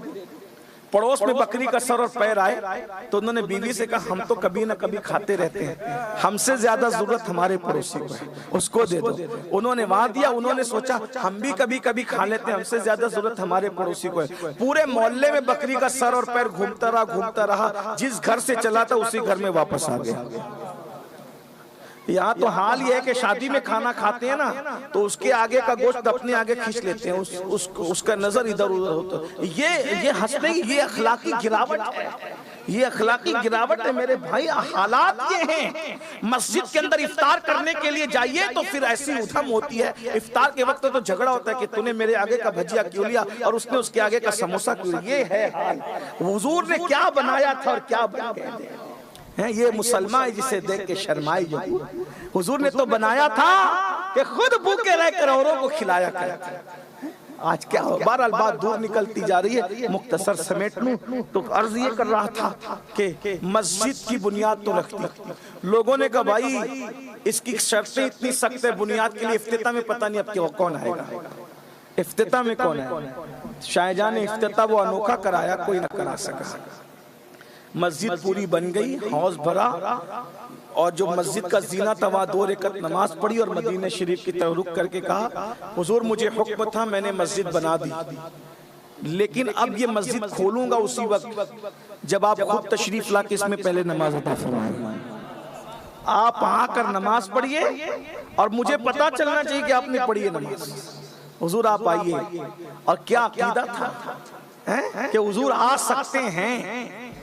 बादशाह का भी अकीदा था कि हुजूर आ सकते हैं। तू जिंदा है वल्लाह, तू जिंदा है वल्लाह, मेरी चश्मे आलम से छुप जाने वाला। अर्जी लगाई और रोजाना हौज भर भर के कि भाई रोज हाउस भरा जाता था कि आएंगे आएंगे आएंगे। एक दिन ऐसा हुआ, कई दिन गुजर गए, लोग कहते थे मस्जिद बंद पड़ी, बंद होता, कुछ भी हो जब तक हुजूर ना आए उस वक्त तक मस्जिद शुरू नहीं होती। फिर ये हुआ शबे जुमा थी, जुमा की शब थी, सुल्तान सो रहे थे, सोते में क्या देखा कि हुजूर आए, सवारी खड़ा किया, हौस के पास बैठे, वुजू किया, नमाज पढ़ी, आंख खुली, पूरा महल खुशबू से मुअत्तर था। सुल्तान ने गुस्ल किया और चूंकि मस्जिद से लेकर किले तक के सुरंग भी थी, सुरंग से आए तो देखा जैसी मस्जिद खोली तो पूरी मस्जिद महक रही थी। ख्वाब में जहां हुजूर ने वुजू किया अभी भी वुजू का पानी बह रहा था। सुल्तान ने वहां पर निशानी लगवा दी, अभी भी लिखा हुआ है कि ये वो जगह है जहाँ रसूलुल्लाह ने वुजू फरमाया। जाना दिल्ली की जाम मस्जिद तो देखना किबले की तरफ पीट करके जब आप बैठेंगे बिल्कुल पहली जगह है, जैसे जो पूरा हौज है चारों तरफ, जो किबले की समत में जो बिल्कुल पहली बैठक है वही जगह है हुजूर अलैहिस्सलाम की। वहाँ लिखा हुआ भी है, अगर पानी कम हो तो आप देखेंगे तो फारसी में लिखा होगा ये वो जगह है जहाँ रसूलुल्लाह ने वुजू फरमाया। ये शाहजहां है मेरे भाई, ये तुम्हारे बादशाह लोग थे। आप अंदाजा फरमाएं, बादशाह होकर भी इतने नेक होते थे। और हमारा हाल ये है, थोड़ी सी दौलत आती तो बिगड़ जाते, अय्याशी करने लगते, आवारगी करने लगते। तो बहरहाल तो मैंने कहा कि हमारे यहाँ बादशाह लोग भी मरने के बाद भी बीवी से इतना प्यार करते थे। और आजकल तो 3-4 बच्चे की माँ हो जाए तो इधर उधर लोग मुंह मारने लगते हैं। वजह क्योंकि खूबसूरती देख के कर रहे हैं, शराफत देख के नहीं कर रहे हैं, परहेजगारी देख के नहीं कर रहे हैं। तो बहरहाल अब मैं बात खत्म कर दूं तो उस सहाबी से हुजूर ने फरमाया कि जाओ और उनसे कहना कि अपनी बेटी का रिश्ता आपके साथ था। उन्होंने कहा आपके साथ? बेटी नेक थी, कुरान और सुन्नत की रोशनी उसकी परवरिश। उसने बाप का कंधा दबाया, बाप ने देखा बेटी की आंख में आंसू, देखा बाबा इसको ना मत कहिए। बेटी कह रही इसको ना मत कहिए, इसलिए कि आने वाले को मत देखिए, भेजने वाले को देखिए। मैं हर कड़वा घूंट पी लूंगी, दुख सह लूंगी, लेकिन मैं कितनी खुशनसीब हूं कि कल की तारीख में ये बात कही जाएगी कि किसी का रिश्ता माँ बाप तय करते हैं, किसी का रिश्ता दादा दादी तय करते हैं, किसी का रिश्ता नाना नानी तय करते हैं, किसी का रिश्ता चचा ताया तय करते हैं। मैं वो खुशनसीब बेटी हूं जिसका रिश्ता मुस्तफा जाने बेटी इसका खुद का घर भी नहीं है। कब हम सारे दुख सह लेंगे हुजूर की खुशी के लिए। और फिर पता है क्या हुआ? उन्होंने कहा ठीक है मैं तैयार हूं। जब निकाह हो गया तो हुजूर ने उस सहाबिया को दुआ दी कि तूने मेरी खुशी के लिए ना नहीं कहा, अल्लाह तुझे दोनों जहान की खुशी अता करे। सहाबियात बयान करती हैं कि जब तक शादी नहीं हुई थी उसका खुद का घर नहीं था। शादी हुई तो हुजूर की दुआ की बरकत ये थी कि सिर्फ हुजूर की खुशी के लिए उसने ऐसे शख्स से शादी की थी, तो अल्लाह ताला ने चंद हफ्तों में उसको इतना दौलतमंद कर दिया कि पूरे मदीने में सबसे ज्यादा अगर कोई पैसे खर्च कर रहा था तो वही खातून थी जिसने हुजूर की खुशी के लिए एक गरीब शौहर के साथ निकाह करने के लिए तैयार हो गया। और पड़ गया ये नाम कि सबसे ज्यादा खर्चीला अगर कोई खानदान है तो यही खानदान। ये दो मियां भी बहुत खर्चा करते हैं, इनसे ज्यादा कोई खर्चा नहीं करता। मैं अपनी कौम की बेटियों से कहता हूँ, किसी मुशरिक का हाथ पकड़कर जाने से तो अच्छा है कि किसी गरीब भोली भाली सूरत के इंसान के साथ मोहम्मदुर रसूलुल्लाह का उम्मती होने की बुनियाद पे उससे रिश्ता कर ले जाए, उसके करीब हो जाया जाए। मैं ये चाहता हूँ आप भी कोशिश करें। खानदान मत देखो, खानदान मत देखो। हजरत अब्दुल्ला अल महज नाम सुनाओ, अब्दुल्ला अल महज रूबे जमीन का पहला सैयद है जो हसनी और हुसैनी। इनसे पहले कोई सैयद हसनी हुसैनी इनसे पहले नहीं है। नजीबुत तरफैन पहला सैयद, इनके नाना इमाम हुसैन है और इनके दादा इमाम हसन। शजरा नसब ये है हसन, इमाम हसन, हसन अल मुसन्ना, अब्दुल्ला अल महज, सगे पोते इमाम हसन के। और माँ की तरफ से इमाम हुसैन, बीबी सुगरा और अब्दुल्ला अल महज, यानी इतना करीबी रिश्ता है। पहला सैयद जिसने हसनी हुसैनी रिश्ते को अपने अंदर जमा किया। मदीने मुनव्वरा के बड़े बड़े लोग अपनी बेटियां देने तैयार थे, किसी के साथ शादी नहीं की। एक हबशिया कनीज के साथ शादी की। लोगों ने कहा ये क्यों किया? तो फरमाया इसलिए कि खूबसूरत औरतें तो थी, मालदार भी थी, लेकिन इस हबशिया की तरह कोई मुत्तकिया नहीं थी। कोई जरूरी नहीं है कि खूबसूरत माँ खूबसूरत बेटे को पैदा करे, लेकिन जो माँ मुत्तकी होगी वो मुत्तकी बेटे को। और उसके बाद उनके घर में बेटा पैदा हुआ, उनका नाम मूसा रखा गया, लेकिन रंग थोड़ा सा माँ पे चला गया था, इसलिए उनको मूसा अल जौन कहा गया। मूसा अल जौन। लेकिन याद रखिए मूसा अल जौन रंग तो उनके बच्चे का डल था, लेकिन मुत्तकी माँ की तरबियत का आलम यह था कि उसी मुत्तकी बेटे से मूसा अल जौन से फिर कौन पैदा हुआ पता है? मूसा अल जौन से पैदा हुए, अल्लाह अकबर, सैयद दाऊद। मूसा अल जौन से कौन पैदा हुए? सैयद दाऊद। उनसे कौन पैदा हुए? सैयद मोहम्मद। उनसे कौन पैदा हुए? अल्लाह अकबर, मूसा सानी। उनसे कौन पैदा हुए? यहया जाहिद। उनसे कौन पैदा हुए? अब्दुल्ला। उनसे कौन पैदा हुए? हजरते अबू साले मूसा जंगी दोस्त। उनसे कौन पैदा हुए? सैयदना शेख अब्दुल कादिर जिलानी। देख रहे हैं, खूबसूरती नहीं देखी, तकवा देखा। तो ये हमेशा याद रखो, ये जो शादियां कर रहे हो बिरादरी की बुनियाद पे, खूबसूरती की बुनियाद पे, सबसे पहले दीन देखो, मजहब देखो। अगर हम मजहब और दीनदारी देख के करेंगे तो नशा का खुद ब खुद बाइकाट हो जाएगा, जुए का खुद ब खुद बाइकाट हो जाएगा, बदकारी का खुद ब खुद बाइकाट हो जाएगा। वरना कौन मुसलमान नहीं जानता? लोग आज जानते हैं कि दौलत रहे तो सब कुछ चलता है, इसीलिए लोग दौलत पे ध्यान ज्यादा दे रहे हैं, तकवे पे ध्यान नहीं दे रहे। अल्लाह पाक की बारगाह में दुआ है, अल्लाह ताला हम सबको तौफीक रफीक बख्शे। हाफिज साहब की शादी का मौका था, इसलिए मैंने शादी पर गुफ्तगू कर दी, वक्त ज्यादा भी हो गया। और दुआ करता हूँ कि अल्लाह ताला दौरान गुफ्तगू कोई गलती हो तो उसे माफ फरमा दे। अस्तगफिरुल्लाह रब्बी मिन कुल्लि ज़म्बिन व अतूबु इलैह। हमें जाना है, बुरहानपुर पहुँचना है हमें मगरिब तक, इसलिए हम आपसे माजरत चाहते हैं। और आप जानते हैं कि सुन्नी दावत इस्लामी का सालाना सुन्नी इज्तिमा हर साल वादी नूर आज़ाद मैदान में होता है। इस साल भी सुन्नी दावत इस्लामी का सालाना सुन्नी इज्तिमा 12, 13, 14 दिसंबर को होने जा रहा है। 12 को औरतों के लिए, 13, 14 दिसंबर को मर्दों के लिए। आपसे गुजारिश है कसीर तादाद में शिरकत फरमाएं। साथ ही साथ माशाल्लाह हमारे साथी मोहसिन भाई ने जो है वो एक इनामी मुकाबला रखा है, वो क्विज के तौर पे। तो अल्लाह ताला से दुआ करते अल्लाह उन बच्चों को भी कामयाबी और कामरानी अता फरमाए। और यहाँ जो अहबाब दीन का काम कर रहे हैं, जो लोग भी कर रहे हैं, आप उन सबका साथ दीजिए। उलमा से जुड़िए, उलमाए किराम के करीब आइए और उलमा से जुड़ करके दीन और सुन्नियत से वाबस्ता रहिए। तेरे गुलामों का नक्शे कदम राह खुदा वो क्या बहक सके जो ये सुराग लेके चले, लहद में इश्क रुखे शह का दाग लेके चले, अंधेरी रात सुनी थी चराग लेके चले। अस्सलामु अलैकुम व रहमतुल्लाह।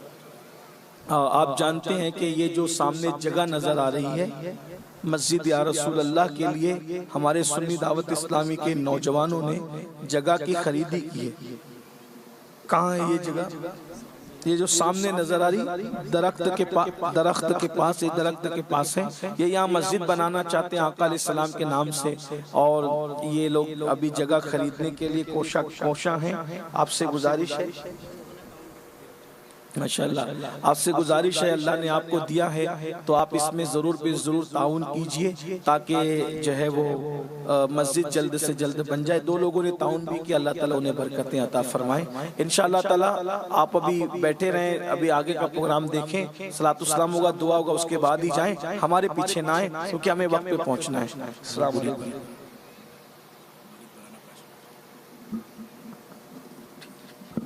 जो भी हजरात सैयद साहब से मुरीद होना चाहते हैं या जो हजरात तालिब होना चाहते हैं वो अपना सीधा हाथ अपने उल्टे हाथ के ऊपर रखे और जिस तरह हजरत पढ़ाते हैं उसी तरह पढ़े।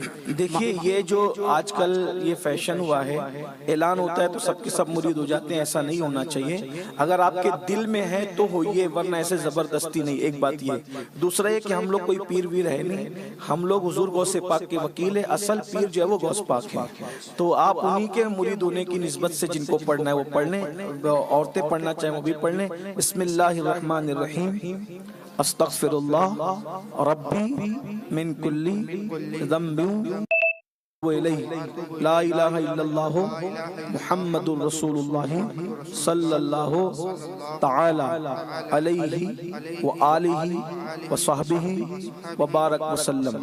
या अल्लाहु या रहमानु या रहीम, दिले मारा कुन मुस्तकीम बहक़ के इय्याका नअबुदु इलाही तौबा करते हैं अपने सारे गुनाहों से, हमारी तौबा कबूल फरमा, नेकियों की तौफीक दे, शरीयत पर चला अहले सुन्नत के सच्चे मजहब पर कायम रहेंगे, हर गुनाह से खासकर झूठ, गीबत, बदी, बद मजहब की सोहबत, गाने बाजे, तमाशों से बचते रहेंगे। हर फर्ज, हर वाजिब, सुन्नतों को अल्लाह की तौफीक से उनके वक्तों पर अदा करते रहेंगे। हमने अपना हाथ बड़े पीर सरकार गौसे आजम शेख अब्दुल कादिर जिलानी रदी अल्लाह ताला अन्हु के दस्ते पाक में दिया और दाखिल हुए सिलसिले आलिया कादरिया में। इलाही हमें गौसे आजम के मुरीदों में कबूल फरमा, क़यामत के दिन उनके गिरोह में उठा। आमीन अल्लाह आमीन। या अल्लाह या रहमान या रहीम, जो भाइयों ने सिलसिले में दाखिला इख्तियार किया, मौला इन सबको सिलसिले आलिया कादरिया बरकातिया में कबूल फरमा। हुजूर गौसे आज़म के सिलसिले की नेमतें बरकतें इनको हम सबको दोनों जहान में अता फरमा। कादरियों में उठा कदर अब्दुल कादिर कुदरतनुमा के वास्ते सल्लल्लाहु ताला अला खैर खल्क़ि सय्यिदना मुहम्मदिन व आलिहि व सहाबिहि अजमईन। जो लोग मुरीद हुए हैं गौसे पाक के सिलसिले में, उनके लिए नमाज लाजमी है। नमाजी बने बगैर वो कभी कादरी नहीं बन सकते, इसलिए नमाज की पाबंदी करें। सल्लल्लाहु अलैहि वसल्लम, ये दुरूद शरीफ मुख्तसर है, इसको कसरत से उठते बैठते पढ़ते रहें और हर महीने की 11 तारीख को हुजूर गौस पाक के नाम की फातिहा दिलाएं। अपने नाम के साथ गौसे पाक की निस्बत से कादरी लिखा करें ताकि इस निस्बत से आप दुनिया और आखिरत में पहचाने जाएं। अस्सलाम वालेकुम। जो भी हजरात मुरीद हुए हैं वो मुबल्लिग के पास अपना नाम लिखवा दे और मस्जिद के पास अता काजिम भाई, आदिल भाई, मोहसिन भाई वगैरह खड़े, वो वहाँ पर जा बैनर लगा है। जो हजरात मस्जिद में चंदा देना चाहते हैं वो चंदा भी दे दे।